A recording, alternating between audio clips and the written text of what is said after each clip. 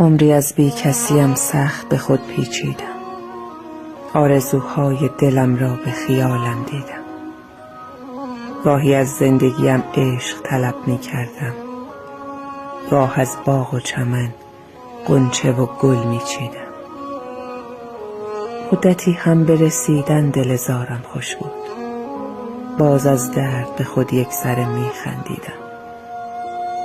هر زمان لب بگشودم که بگویم دردم، از گزندی که خورد باز به دل ترسیدم.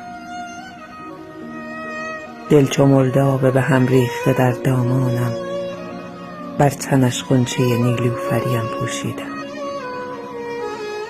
مثل یک مرغ اسیری به قفس پربسته، دانه حسرت و آه از نفسم برچیدم.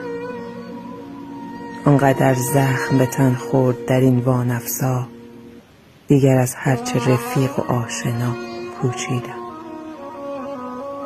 سر به زانوی خودم خیره به در می ماندم، هر شب از برزخ بی هم نفسی لرزیدم. پای این جان به لب مانده شکستم هر دم، زیر هر لایه از این درد فقط پوسیدم. بس که فریاد زدم هر شب و روز از گریه، مرگ خود را به دو چشمان ترم هم دیدم. هم شدم کافر و دشمن به خودم از حالم، هم از احوال خرابم به خدا تابیدم.